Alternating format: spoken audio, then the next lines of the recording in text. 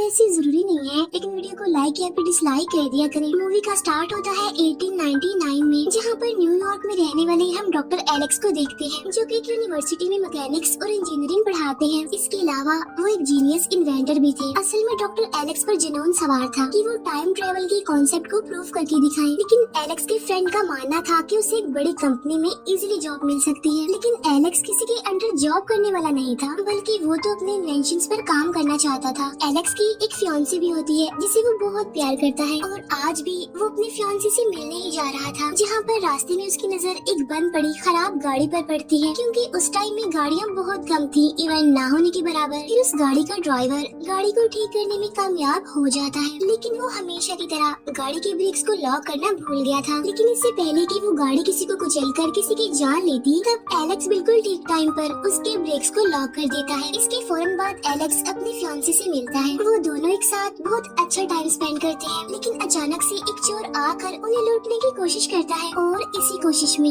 वो एलेक्स की फियांसी को मार डालता है। अब एलेक्स ये देखकर काफी टूट जाता है। वो अपनी फियांसी को खोने का दुख बर्दाश्त नहीं कर पाता, इसीलिए वो डिसाइड करता है कि वो टाइम मशीन बनाएगा, जिससे वो अपनी फियांसी की लाइफ को पूरी तरह से चेंज कर देगा। उसके पास टाइम में ट्रेवल करके उसकी मौत को रोक कर। तो वो ऐसा करने के लिए दिन रात मेहनत करता है, और फिर फाइनली 4 साल बाद 1903 में वो एक टाइम मशीन इन्वेंट करने में कामयाब हो जाता है। लेकिन इस इन्वेंशन के बारे में वो अपने बेस्ट फ्रेंड को भी नहीं बताता, जो कि हमेशा एलेक्स के लिए फिक्रमंद रहता था। फिर एलेक्स टाइम वेस्ट किए बगैर फर्स्ट टाइम उस मशीन को एक्टिवेट कर देता है, जिससे वो पीछे के टाइम में यानी पास्ट में 1899 में ट्रेवल करता है, जहाँ पर वो अपनी फियांसी को जिंदा देखकर बहुत खुश होता है। लेकिन इससे पहले कि वही एक्सीडेंट रिपीट होता, वो अपनी फियांसी को वहाँ से दूर ले जाता है। अब यहाँ पर एलेक्स इन्वेंटर होने के बावजूद भी टाइम और स्पेस की एक स्टेटमेंट को भूल गया कि एक बार जो हो गया उसे बदला नहीं जा सकता, यानी किसी भी टाइम को हम चेंज नहीं कर सकते। और होता भी कुछ ऐसा ही है। जब एलेक्स अपनी फियांसी को प्रपोज करने के लिए फ्लावर्स लेने जाता है, तब वही गाड़ी जिसकी ब्रेक ड्राइवर हर बार लॉक करना भूल जाता है, उसकी गाड़ी फिर से खराब हो जाती है। लेकिन अचानक से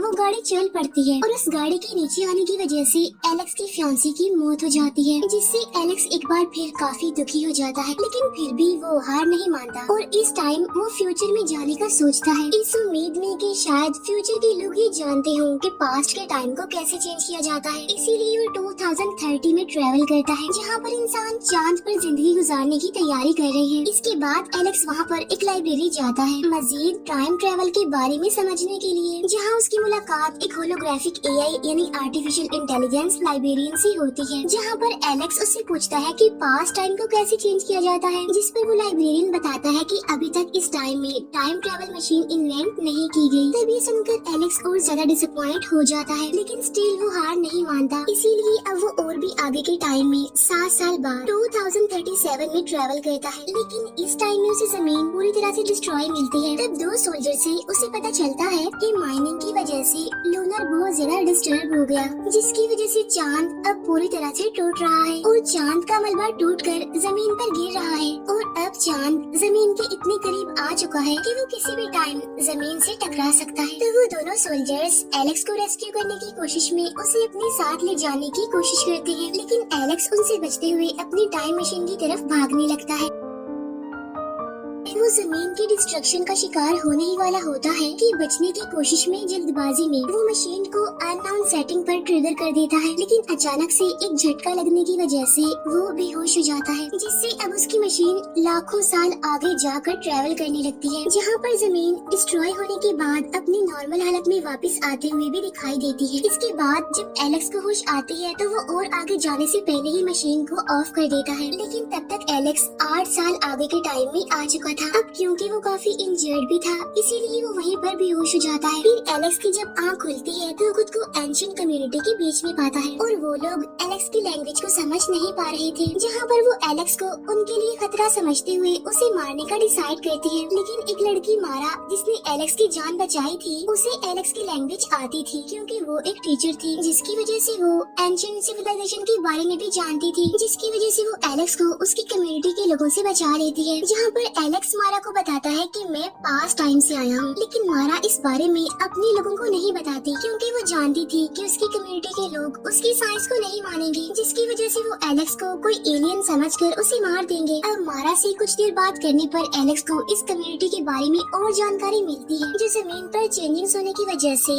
एंशिएंट लोगों की तरह माउंटेन्स और रॉक्स पर अपना घर बनाकर रहने लगे, जिनका रहन सहन 21st सेंचुरी के लोगों से बिल्कुल अलग था। रात को एलेक्स देखता है कि इंसानों ने चांद का क्या हाल कर दिया है। यहाँ पर एलेक्स की दोस्ती हो जाती है मारा के छोटे भाई से, और मारा के भाई को एलेक्स की वॉच बहुत पसंद आ जाती है, इसीलिए एलेक्स उसे वो वॉच दे देता है उसके पास रखने के लिए। लेकिन उसी रात एलेक्स को एक डरावना और काफी अजीब सा ड्रीम आता है कि उसे जंगल से कोई अजीब सा क्रिएचर पुकार रहा है, और जब वो एक काफी बड़े क्रिएचर जैसे दरवाजे से एंटर करता है तो उसकी आँख खुल जाती है। हैरान कर देने वाली बात तो ये है कि सेम यही वाला ड्रीम मारा के भाई को भी आया। तो मारा एलेक्स को समझाने की कोशिश करती है कि डरावना सा अजीब सा ड्रीम हर रात हर इंसान को आता है यहाँ पर। इसके बाद वो लोग दोबारा से सो जाते हैं। नेक्स्ट मॉर्निंग मारा एलेक्स को कुछ बिल्डिंग्स के मलबे दिखाती है, और ये सारे मलबे एलेक्स के टाइम के ही थे, यानी पास्ट टाइम के, और ये मलबा न्यूयॉर्क के किसी मीनार का था। फिर मारा एलेक्स से पूछती है कि तुम पास्ट टाइम से इस टाइम में क्यों आए हो, जिस पर एलेक्स उसे सारी बात बता देता है कि मैंने अपने टाइम में अपने एक बहुत ही खास और करीबी इंसान को खो दिया, जिसकी टाइम को चेंज करने के लिए मैंने इतना लंबा सफर तय किया। इसके बाद मारा एलेक्स को उसकी टाइम मशीन की जगह पर लेकर जाने लगती है। अब यहाँ पर एलेक्स ने एक बात नोट की थी कि इस कम्युनिटी में कोई भी बुरा इंसान नहीं था, जिसके जवाब में मारा कहती है कि हाँ, अब बुरे इंसान हमारी कम्युनिटी में नहीं है। इसके बाद एलेक्स फाइनली अपनी टाइम मशीन तक पहुँच जाता है, इसीलिए वो फौरन अब अपने टाइम में जाने के लिए कोशिश करता है, जहाँ पर मारा एलेक्स से रिक्वेस्ट करती है कि प्लीज मेरे भाई को भी तुम अपने साथ अपने टाइम में ले जाओ। लेकिन इससे पहले कि एलेक्स उसे कुछ कह पाता, वहाँ पर जोरों से ढोल बजने की आवाजें आने लगती हैं। असल में ढोल का ये बजना किसी खतरे के करीब होने का साइन था। तब मारा अपने भाई को बचाने के लिए जल्दी से उसकी तरफ भागने लगती है। तब एलेक्स भी उसके पीछे पीछे भागने लगता है, और तभी हम वहाँ पर उस खतरे को देख लेते हैं, जो कि काफी खतरनाक क्रिएचर था, जो कि आधी तो इंसानों जैसी थी और वो जमीन के नीचे रहते थे। अब क्योंकि इनकी आईज बहुत सेंसिटिव होती हैं, इसीलिए वो रात के टाइम में ही बाहर निकल कर लोगों पर अटैक करते हैं। और खतरे वाली बात तो ये है कि ये कम्युनिटी के लोगों को खाकर सरवाइव करते थे। उनमें से एक क्रिएचर एलेक्स के पीछे पड़ जाता है, लेकिन उस कम्युनिटी के लोग एलेक्स को बचा लेते हैं। लेकिन लास्ट में वो क्रिएचर मारा को लेकर जमीन में धंसते हुए अपने घर चले जाते हैं। अब यहाँ पर एलेक्स मारा को बचाना चाहता था, लेकिन उस कम्युनिटी यानी उस कबीले का कोई भी इंसान एलेक्स की हेल्प करने को तैयार नहीं था, क्योंकि उनके मुताबिक वो क्रिएचर्स बहुत ज्यादा पावरफुल है और ये कबीले के लोग उन क्रिएचर्स के सामने नहीं टिक पाएंगे।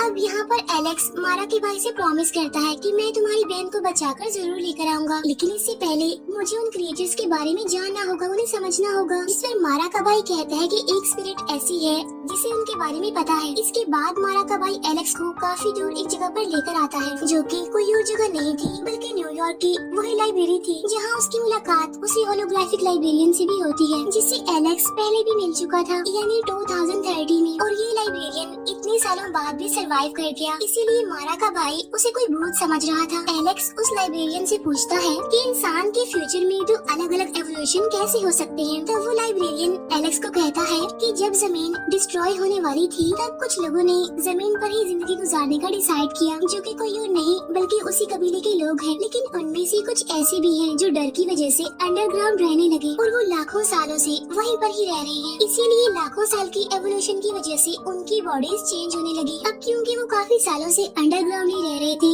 इसीलिए वो सनलाइट को बर्दाश्त नहीं कर पाते। अब क्योंकि उनके पास खाने पीने का कोई सामान तो है नहीं, इसीलिए वो इस कबीले के लोगों को खाकर ही सरवाइव करते हैं। अब उन क्रिएचर्स के बारे में जानने के बाद अपने नाइटमेयर की मदद से उस क्रिएचर जैसे दरवाजे के पास पहुंचता है। इसके बाद वो अकेला ही उस खतरनाक सी केव में चला जाता है। अंदर जाने के बाद उसे बहुत सारी टनल्स अंदर नजर आती हैं, जिससे यहाँ पर एलेक्स समझ जाता है कि कैसे वो क्रिएचर्स जमीन के अंदर धंसते ही गायब हो जाते हैं, क्योंकि वो क्रिएचर्स इन्हीं टनल्स को यूज करते हुए कहीं से भी बाहर निकल सकते हैं। इसके बाद वो उसी खतरनाक जगह पर पहुंच जाता है, जहाँ पर वो क्रिएचर्स कबीले के लोगों को मारकर उन्हें खा लेते हैं। और तभी अचानक से एलेक्स भी एक तालाब में गिर जाता है, और वो तालाब हड्डियों से भरा होता है। लेकिन अनलकीली एलेक्स एक क्रिएचर के हाथ लग जाता है। आगे जाकर उसे मारा भी मिल जाती है, जो जिंदा थी लेकिन उसे कैद किया हुआ था। और मारा को देखकर ऐसा लग रहा था कि शायद उसे किसी ने हिप्नोटाइज कर लिया हो। इसके बाद एलेक्स आगे बढ़ता है और उसकी मुलाकात उन क्रिएचर्स के लीडर से होती है, जो दिखने में काफी खतरनाक लग रहा था। असल में ये उन क्रिएचर्स में से सबसे ज्यादा इंटेलिजेंट स्पीशीज है और ये वही था जो अभी तक सभी की नाइटमेयर्स में आता रहा था। फिर क्रिएचर्स का वो लीडर एलेक्स को बताता है कि हमारी स्पीशीज के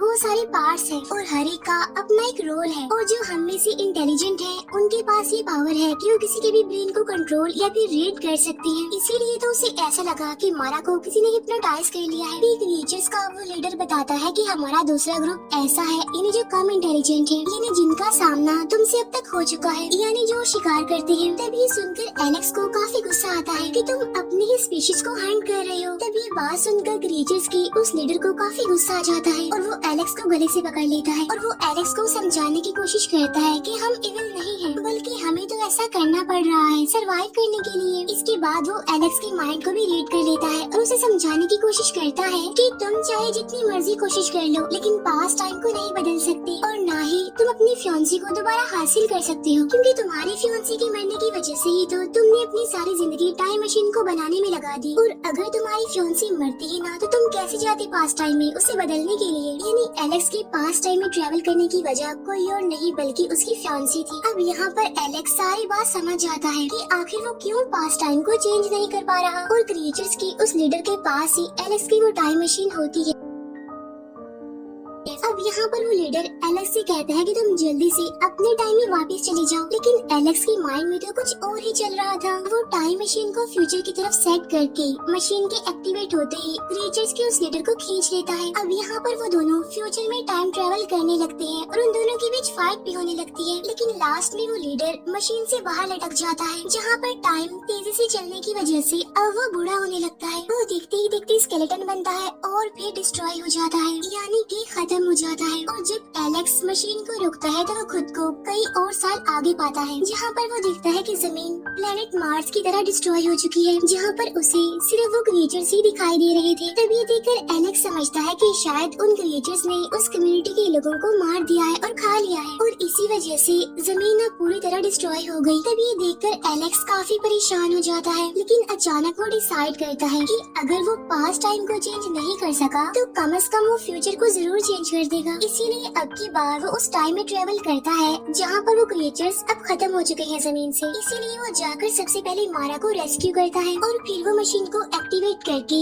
उसके व्हील्स को अपनी उसी वॉच से जाम कर देता है, जिसकी वजह से वो मशीन अब खतरनाक वेव्स निकालने लगती है। लेकिन इससे पहले कि वो इन खतरनाक वेव्स की लपेट में आते या फिर वो उन क्रिएचर्स का शिकार होते तो वो जल्दी से वहाँ से भागने लगते हैं, लेकिन अब बहुत सारे क्रिएचर्स उनके पीछे पड़ जाते हैं, लेकिन वो फिर भी बचकर भाग रहे होते हैं और वो बहुत बार उन क्रिएचर्स का शिकार होने से बच जाते हैं और बचते बचाते वो कम्युनिटी के लोगों की मदद से सरफेस पर आ जाते हैं। अब यहाँ पर उन क्रिएचर्स को खतरे का पता नहीं था। इसके बाद वो सारे क्रिएचर्स खतरनाक वेव्स की लपेट में आ जाते हैं, जिसकी वजह से अब वो हमेशा के लिए जमीन से खत्म हो जाते हैं। इसका मतलब ये था कि एलेक्स फ्यूचर को चेंज करने में कामयाब हो गया था, क्योंकि वो क्रिएचर्स तो अब जिंदा नहीं रहे थे, इसीलिए कम्युनिटी के लोग अब बहुत सालों तक जिंदा रह सकते हैं और इसी वजह से शायद जमीन भी डिस्ट्रॉय होने से बच जाएगी। लेकिन फ्यूचर को चेंज करने के लिए एलेक्स को अपनी टाइम मशीन को सेक्रीफाइस करना पड़ा। अब यहाँ पर एलेक्स और मारा एक दूसरे को पसंद करने लगे थे, तो इसीलिए एलेक्स यहीं पर रहने का डिसाइड करता है ताकि वो मारा के साथ अपनी न्यू लाइफ का स्टार्ट ले सके। इसके बाद हमें एलेक्स का फ्रेंड दिखाया जाता है जो अभी भी 1903 में था, लेकिन अब क्योंकि काफी टाइम से एलेक्स के बारे में कुछ भी पता नहीं चला था, इसीलिए वो एलेक्स की यादों को भी हमेशा के लिए गुड बाय कह देता है, इस उम्मीद में कि शायद एलेक्स को वो मिल गया होगा जिसकी वो तलाश कर रहा था। और इसी के साथ ही मूवी यहीं पर एंड हो जाती है।